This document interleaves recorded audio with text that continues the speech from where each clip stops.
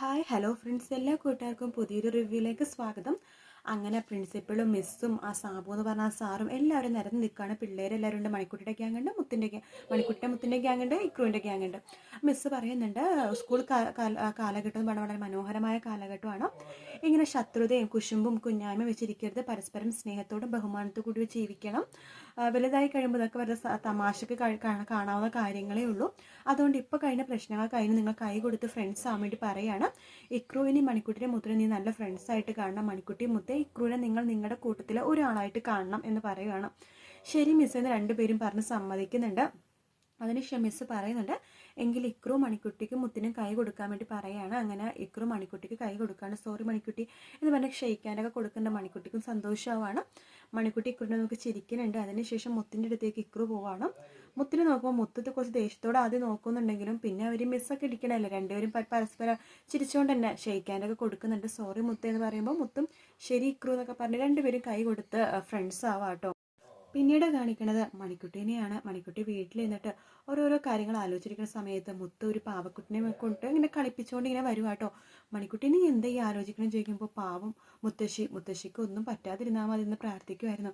നീ എന്തിനാ അങ്ങനെയൊക്കെ പ്രാർത്ഥിക്കണത്? മുത്തശ്ശി ശരിക്കും പറഞ്ഞാൽ നീ വീഴാൻ വേണ്ടിയിട്ടാണ് അവിടെ എണ്ണ ഒഴിച്ചത്. പാവം അവരെന്നെ മലക്കം മറിഞ്ഞ് വീണു എന്നൊക്കെ പറഞ്ഞ് ചിരിക്കുക കേട്ടോ. എന്തിനാ മുത്ത് ഇങ്ങനെ ചിരിക്കണത്? ശത്രുക്കൾക്ക് പോലും എന്തെങ്കിലും പറ്റിക്കഴിഞ്ഞാൽ നമ്മൾ ചിരിക്കാനോ അത് ആഘോഷിക്കാനോ ഒന്നും പാടില്ല എന്നെൻ്റെ അമ്മ പറയാറുണ്ട് എന്ന് പറയുമ്പോൾ മുത്ത് പറയണ്ട്, എങ്കിലും മുത്തശ്ശിക്ക് അത് കിട്ടണം മണിക്കുട്ടി. അവരെത്രമാത്രം നിന്നെ ദ്രോഹിച്ചേക്കണത്. മുമ്പും ഇതുപോലെ തന്നെ ഒരുമാതിരി ലോക്കൽ പരിപാടികളൊക്കെ ആയിട്ട് നിന്നെ ദ്രോഹിച്ചിട്ടില്ലേ? എന്നെയും അവർ അതിനു വേണ്ടി നിന്നെ ശത്രുവായിട്ട് കാണണം, നീ അങ്ങനെയാണ് ഇങ്ങനെയാണെന്നൊക്കെ പറയണേ. എന്നെ പോലും കുശുമ്പ് കേട്ട് നിന്നെ ദ്രോഹിക്കാൻ വേണ്ടി ഓരോന്നൊക്കെ ചെയ്തിട്ടില്ല. അപ്പോൾ അവർക്ക് അതന്നെ കിട്ടണമെന്ന് പറയുമ്പോൾ, എങ്കിലും അങ്ങനെ പറയാനോ ചെയ്യാനോ പാടില്ല മുത്തെന്ന് പറയുമ്പോൾ, നിനക്കെന്താ മുത്തശ്ശിനെ ഭയങ്കര ഇഷ്ടമാണോ ചോദിക്കുമ്പോൾ, സത്യം പറഞ്ഞാൽ എനിക്ക് മുത്തശ്ശിനെയും ഭരത് മാമനെയൊക്കെ ഭയങ്കര ഇഷ്ടം തന്നെയാണ് മുത്തേ. അവർക്കാർക്കും എന്നെ ഇഷ്ടമില്ലെന്നേ ഉള്ളൂ എന്ന് പറയുമ്പോൾ മുത്ത് പറയുന്നുണ്ട്, എങ്കിലും മുത്തശ്ശിക്ക് നല്ല പണി തന്നെയാണ് കിട്ടിയേക്കണത്. ദൈവം ഈ മുത്തശ്ശിക്ക് നല്ല പണി തന്നെ കൊടുത്തു. എന്തായാലും മുത്തശ്ശിന് കുറച്ച് ദിവസത്തേക്ക് ഇങ്ങോട്ട് വരില്ല.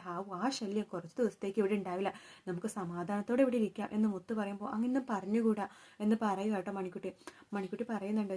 എന്നാലും മുത്തശ്ശിയുടെ അവസ്ഥ എന്തായോ എന്തോ ഒന്നും അറിയില്ലല്ലോ മുത്ത് എന്ന് പറയുമ്പോൾ, എന്താവാൻ, ഞാൻ പ്രാർത്ഥിക്കണതേ മുത്തശ്ശിയുടെ എക്സ്റേ എടുത്ത് നോക്കുമ്പോൾ ഒരു 6 അല്ലെങ്കിലും ഒതുങ്ങിയിരിക്കണേന്നാ. അങ്ങനെയാണെങ്കിൽ 1 മാസം അവിടെ തന്നെ നിൽക്കുമല്ലോ എന്ന് പറയുമ്പോൾ, അങ്ങനെയൊന്നും പറയില്ല. എന്തൊക്കെ പറഞ്ഞാലും മുത്തശ്ശിയല്ലേ, പ്രായത്തിൽ നമ്മളെക്കാൾ ഒരുപാട് മൂത്തതല്ലേ, അതുകൊണ്ടും അങ്ങനെയൊന്നും പറയേണ്ട മുത്തേ. ഇന്നല്ലെങ്കിൽ നാളെ മുത്തശ്ശിക്ക് എല്ലാം മനസ്സിലാവും. മുത്തശ്ശി നമ്മളെപ്പോലൊക്കെ ചിന്തിക്കാൻ വേണ്ടി തുടങ്ങും. ഈ പ്രായത്തിലോ എന്നൊക്കെ പറഞ്ഞ് മുത്ത് ചിരിക്കുക കേട്ടോ. ആ സമയത്ത് മണിക്കുട്ടി പറയേണ്ട, വേണ്ട മുത്തശ്ശിക്കൊന്നും സംഭവിക്കേണ്ട, പാവമല്ലേ, ഒന്നും സംഭവിക്കേണ്ട, അത് കാവ്യാൻ്റിക്കൊക്കെ ഭയങ്കര വിഷമമാകും എന്നൊക്കെ പറയുക കേട്ടോ. ആ സമയത്ത് മുത്തൊന്നും പറയുന്നില്ല. മുത്ത് നിൻ്റെ ഒരു കാര്യം എന്ന് പറയാണ്ട് മുത്ത് ഇങ്ങനെ നിൽക്കുക കേട്ടോ. അതിന് ശേഷമാണെന്നുണ്ടെങ്കിൽ ജയമോഹിനി ആ ആയുർവേദ ഹോസ്പിറ്റലിൽ ഇങ്ങനെ തിരിഞ്ഞ് കിടക്കുവാണ്. ഒട്ടും വയ്യ, നട്ടെല്ലിന് തന്നെയാണ് പരിക്ക്. അപ്പോൾ ഡോക്ടർ നട്ടെല്ലിൽ ഇങ്ങനെ തൊടുമ്പോഴേക്കും ജയമോഹിനി വേദന കാരണം ഇങ്ങനെ പൊളയുവാട്ടോ. അയ്യോ അമ്മേ, വേദന സഹിക്കാൻ പറ്റണില്ല എന്നൊക്കെ പറയുന്നുണ്ട്. അപ്പോൾ ഡോക്ടർ ഇങ്ങനെ കയ്യും അതുപോലെ തന്നെ നട്ടെല്ലും ഒക്കെ ഇങ്ങനെ പരിശോധിച്ചുകൊണ്ടിരിക്കുന്ന സമയത്ത്, അയ്യോ എനിക്ക് ഒട്ടും വയ്യായി എന്നൊക്കെ പറഞ്ഞേ ജയമോഹിനി ഭയങ്കര കരച്ചിലും ബഹളമൊക്കെ ആട്ടോ. ആ സമയത്ത് ഡോക്ടർ കൃഷ്ണടുത്തും കാവ്യടുത്തും ചോദിക്കുന്നുണ്ട്, എന്നാലും ഒരു എണ്ണയെ തട്ടിയിട്ട് ഇങ്ങനെയൊക്കെ വീഴോ? അത്രമാത്രം എണ്ണ നിങ്ങളുടെ വീട്ടിലുണ്ടോ? എന്താ നിങ്ങളുടെ വീട്ടിൽ വരെ കൊപ്ര ബിസിനസ്സും ഉണ്ടോ എന്ന് കാവ്യടുത്തും കൃഷ്ണടുത്ത് ചോദിക്കുമ്പോൾ നമ്മുടെ കൃഷ്ണയും കാവ്യം ഒന്നും മിണ്ടുന്നില്ല കേട്ടോ. അതിനുശേഷം ഡോക്ടർ പറയുന്നുണ്ട്, എന്തായാലും നല്ല രീതിയിൽ തന്നെ പരിക്ക് പറ്റിയിട്ടുണ്ട്. നട്ടെല്ലിന് തന്നെയാണ് ക്ഷതമേറ്റിരിക്കുന്നത്. എല്ലുകളൊന്നും ഒടിഞ്ഞിട്ടില്ല, പക്ഷെ നല്ല രീതിയിൽ തന്നെ ചതവും അതുപോലെ തന്നെ നീരും നീർക്കെട്ടും എല്ലാം തന്നെയുണ്ട്. അതുകൊണ്ട് കുറച്ച് ദിവസം ഇവിടെ എന്തായാലും അഡ്മിറ്റ് ചെയ്യേണ്ടി വരും എന്ന് ഡോക്ടർ പറയുവാണ്. ആ സമയത്ത് കാവ്യം കൃഷ്ണൻ പറഞ്ഞിട്ട്, ശരി ഡോക്ടർ പറയണ പോലെ എന്താ വെച്ചാൽ ഞങ്ങൾ ചെയ്യാം എന്ന് പറയുമ്പോൾ ജയമോഹൻ ഇങ്ങനെ മനസ്സിൽ വിചാരിക്കാട്ടോ, ഈശ്വര കുറച്ച് ദിവസം ഇനി ഇവിടെ കിടക്കേണ്ടി വരുമോ? ഇവിടെ എങ്ങാനും കിടന്നു കഴിഞ്ഞാൽ പിന്നെ തീർന്നു. എൻ്റെ വീട് എല്ലാവരും കൂടി ധർമ്മസ്ഥലം പോലെ ആക്കുമല്ലോ. ആ മണിക്കുട്ടി മുത്താണെങ്കിൽ സ്നേഹം വാരിക്കൊരഞ്ഞ അനിയത്തിനെയും ചേച്ചിനെയും പോലെ അങ്ങോട്ടും ഇങ്ങോട്ടും വിലസും. ഇവരാണെങ്കിൽ എൻ്റെ വീട് കുളം തോണ്ടും. ഇല്ല, ഒരിക്കലും സംഭവിക്കില്ല. കുറച്ച് ദിവസം ഞാനിവിടെ കിടക്കണോ ഒറ്റയ്ക്ക് എന്ന് ജയമോഹൻ ചോദിക്കുമ്പോൾ ഡോക്ടർ പറയണ്ടോ, ഒറ്റയ്ക്കല്ല, ബൈസ്റ്റാൻഡർ ആയിട്ട് ഒരാൾക്ക് നിൽക്കാം എന്ന് പറയുമ്പോൾ കാവ്യ പറയുന്നുണ്ട്, അയ്യോ അത് ഞാൻ നിന്നോളാം ഡോക്ടർ എന്ന് പറയുവാണ്.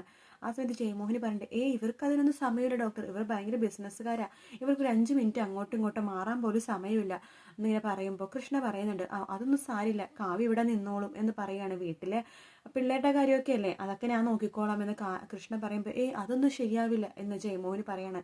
ബിസിനസ് ഒന്നും ഉഴപ്പാൻ പറ്റുന്നില്ല, കാവ്യ നിന്റെ കൂടെ തന്നെ തിരിച്ചു വന്നോട്ടെ എന്ന് പറയുമ്പോൾ അപ്പോൾ അമ്മയുടെ കൂടെ ആര് നിൽക്കും എന്ന് കാവ്യ ചോദിക്കുമ്പോൾ അത് എൻ്റെ കൂടെ മണിക്കുട്ടി നിന്നാൽ മതി എന്ന് ജയമോഹിനി പറയാണ്. മണിക്കുട്ടിയോ എന്ന് കൃഷ്ണ ചോദിക്കുമ്പോൾ അതേ മണിക്കുട്ടി തന്നെ, എനിക്ക് അവളോട് ഭയങ്കര ഒരു സ്നേഹം തോന്നുന്നു, ഭയങ്കര ഒരു ആരാധന തോന്നുന്നു.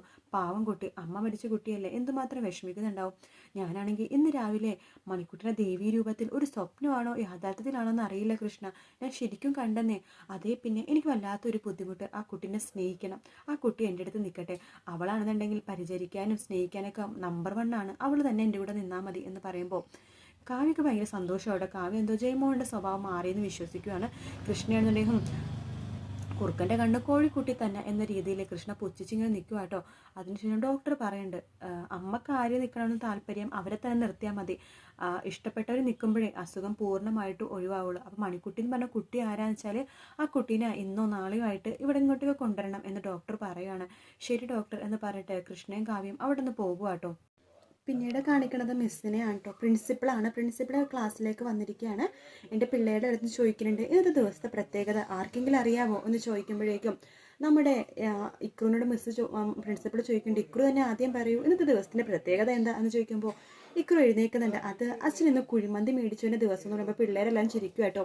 ആ സമയത്ത് പ്രിൻസിപ്പൾ പറയുന്നുണ്ട് എനിക്കറിയാം ഇക്രു ഇത് ഇങ്ങനത്തെ എന്തെങ്കിലുമൊക്കെ ആൻസറേ പറയുള്ളൂ എന്ന്, ക്ലാസ്സിനൊരു വൈബ് കിട്ടുമെന്ന് വെച്ചാൽ ഞാൻ വെറുതെ ഇക്രുവിനോട് ചോദിച്ചതാണ്, ആർക്കെങ്കിലും അറിയാവുന്നത് ദിവസത്തിൻ്റെ പ്രത്യേകത എന്ന് ചോദിക്കുമ്പോൾ മണിക്കുട്ടി എഴുന്നേൽക്കുന്നുണ്ട്. മിസ് എനിക്കറിയാം, ഇന്ന് മദേഴ്സ് ഡേ അല്ലേ. അതെ, വെരി ഗുഡ്, ഇന്ന് മദേഴ്സ് ഡേ ആണ്.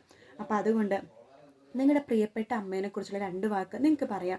നിങ്ങൾക്കറിയാലോ അമ്മമാരെ വെച്ചാൽ നമ്മളെ താലോലിക്കുകയും സ്നേഹിക്കുകയും കൊഞ്ചിച്ചും വളർത്തുന്ന നമ്മളെ ഏറ്റവും കൂടുതൽ സ്നേഹിക്കുന്ന ആൾക്കാരാണ്. അപ്പോൾ അവരെക്കുറിച്ച് ഇന്ന് അവരെ സ്നേഹിക്കേണ്ട ദിവസമാണ്, അവർ നമ്മൾ ജീവിതകാലം മുഴുവൻ നമ്മളെ സ്നേഹിക്കുന്നതാണ്. അപ്പോൾ നമ്മൾ ഇന്നത്തെ ദിവസം അവർക്ക് വേണ്ടി ഡെഡിക്കേറ്റ് ചെയ്യുന്ന ദിവസമാണ്. അപ്പോൾ നിങ്ങൾക്ക് അമ്മേനെക്കുറിച്ച് ആദ്യം മനസ്സിൽ വരുന്ന 2 വാക്കുകൾ എടുത്തിട്ട് പറഞ്ഞു. അപ്പോൾ ഒരു കുട്ടിയോട് ചോദിക്കുമ്പോൾ ആ കുട്ടി പറയുന്നുണ്ട് എൻ്റെ അമ്മ നന്നായിട്ട് എന്നെ സ്നേഹിക്കും, എന്നെ നന്നായിട്ട് ഭക്ഷണം വാരിത്തരും, മുടി ചെയ്തിത്തരും എന്നൊക്കെ പറയുന്നുണ്ട്. പക്ഷേ അമ്മയ്ക്ക് ഇപ്പോൾ ഒരു സമയവും ഇല്ല, അമ്മ ഏത് നേരവും ഫോണിൽ തന്നെയാണെന്ന് പറയുവാണ്. ശരി ഇരിക്കുന്ന പ്രിൻസിപ്പൾ പറയുന്നുണ്ട്. മണിക്കുട്ടി പറയുമെന്ന് പറയുമ്പോൾ മണിക്കുട്ടി പറയുന്നുണ്ട് എനിക്ക് എൻ്റെ അമ്മേനെ ഒത്തിരി ഇഷ്ടമാണ്, അമ്മ ജീവിച്ചത് തന്നെ എനിക്ക് വേണ്ടിയിട്ടായിരുന്നു, എൻ്റെ അമ്മ മരിച്ചിട്ട് 1 മാസം കഴിഞ്ഞേ ഉള്ളൂ, പക്ഷേ ഇപ്പം എനിക്കൊരു അമ്മയുണ്ട്, കാവ്യ ആൻറ്റി, എൻ്റെ മുത്തിൻ്റെ അമ്മയാണ്. കാവ്യ ആൻറ്റി എന്നെ ഒരുപാട് സ്നേഹിക്കുന്നുണ്ട്. എൻ്റെ അമ്മ എനിക്കില്ലാത്ത കുറവ് വലിയ കുറവ് തന്നെയാണ്, പക്ഷേ കാവ്യാൻ്റി ആ കുറവൊക്കെ നികത്താൻ വേണ്ടി നോക്കുന്നുണ്ട്, എന്നെ അത്രമാത്രം സ്നേഹിക്കുന്നുണ്ട്. എത്രത്തോളം കാവ്യാൻ്റി മുത്തിനെ സ്നേഹിക്കുന്നുണ്ടോ അതുപോലെ തന്നെ എന്നെയും സ്നേഹിക്കുന്നുണ്ട്. എൻ്റെ അമ്മ മരിച്ചുപോയ ഏറെ കുറേയൊക്കെ വിഷമം ഞാൻ മറക്കുന്നത് കാവ്യാൻ്റിയിലൂടെയാണ്, എൻ്റെ ഇപ്പോഴത്തെ അമ്മ കാവ്യാൻ്റി എന്ന് മണിക്കുട്ടി കരഞ്ഞുകൊണ്ട് പറയുമ്പോൾ മുത്തിന് വല്ലാത്ത വിഷമമാട്ടോ. ശരി ഇനി മുത്തുകൃഷ്ണ പറയൂ എന്ന് പറയുന്നുണ്ട് പ്രിൻസിപ്പൾ. മുത്ത് പറയുന്നുണ്ട് എനിക്ക് 2 അമ്മമാരാണ് ഉള്ളത്, ഒരമ്മ ഞങ്ങളെ വിട്ടു പോയി, മണിക്കുട്ടിയുടെ അമ്മ രാധികാമ്മ, ഇപ്പം ജീവിച്ചിരിക്കുന്നത് ഞങ്ങളുടെ 2 ഒരു അമ്മയാണ് കാവ്യാമ്മ. ഞങ്ങൾ 2 പേരും ആ അമ്മക്ക് ജനിച്ച മക്കളാണ്.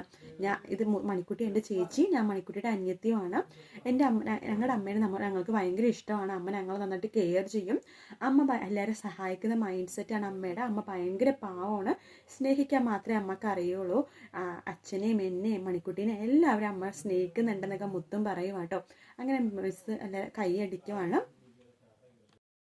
അതിനുശേഷമാണെന്നുണ്ടെങ്കിൽ കാവ്യനെ കാണിക്കുന്നത് കാവ്യയാണ് തൽക്കാലത്തേക്ക് ഇപ്പോൾ ഹോസ്പിറ്റലിൽ നിൽക്കുന്നത്. കൃഷ്ണ വീട്ടിലേക്ക് വന്നിരിക്കുവാണ്ടോ, കൃഷ്ണയുടെ മടിയിൽ തന്നെ മുത്തും കയറിയിരിക്കുന്നുണ്ട്. അപ്പോൾ കൃഷ്ണ കാവ്യനെ ഫോം വിളിക്കുകയാണ്. കാവ്യ പറയുന്നുണ്ട് കൃഷ്ണ മണിക്കുട്ടിയുടെ കാര്യങ്ങൾ പറഞ്ഞായിരുന്നു, മണിക്കുട്ടിനെ ഇങ്ങോട്ട് കൊണ്ടുവരില്ലേ എന്ന് ചോദിക്കുമ്പോഴേക്കും കൃഷ്ണ പറയുന്നുണ്ട് തനിക്ക് എന്താണ് തൻ്റെ അമ്മയുടെ സ്വഭാവം ഇതുവരെ അറിയില്ലേ എന്നിങ്ങനെ ചോദിക്കാൻ ലൗഡ് സ്പീക്കർ ഇട്ടിട്ടാണ് കൃഷ്ണ സംസാരിക്കുന്നത്.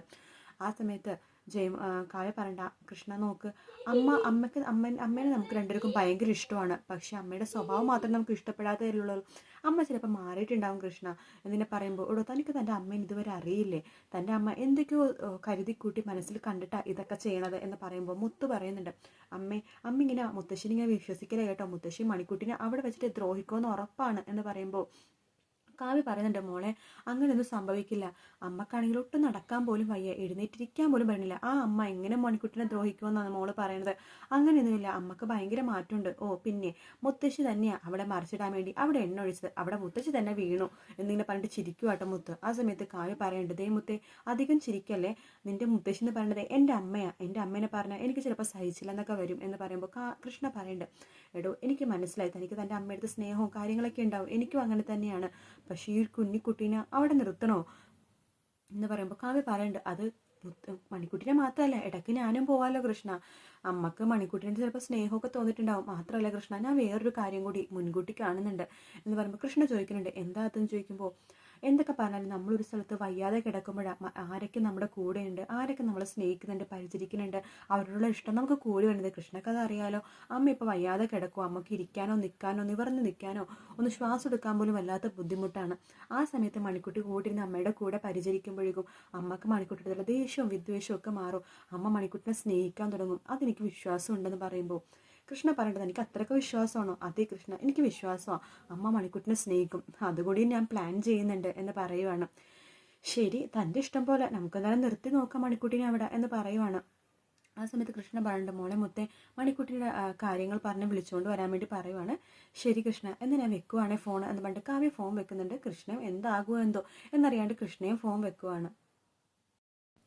പിന്നീട് കാണിക്കണത് നമ്മുടെ മുത്തിനെയാണ്. മുത്ത് മണിക്കുട്ടിയുടെ അടുത്തേക്ക് വന്നിരിക്കുകയാണ്. ആ മുത്ത് എന്ന് പറയുമ്പോൾ, അതെ നിന്നോടൊരു കാര്യം പറയാൻ വേണ്ടിയിട്ടാണ് ഞാൻ വന്നത്.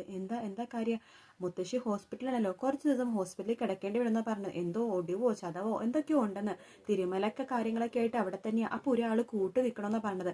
അമ്മ നിൽക്കാമെന്ന് പറഞ്ഞു, പക്ഷെ മുത്തശ്ശിക്ക് നീ നിൽക്കണമെന്നാണ് പറയുന്നത്. ഞാനോ? മുത്തശ്ശിക്ക് അപ്പം എന്നോട് ദേഷ്യമല്ലേ?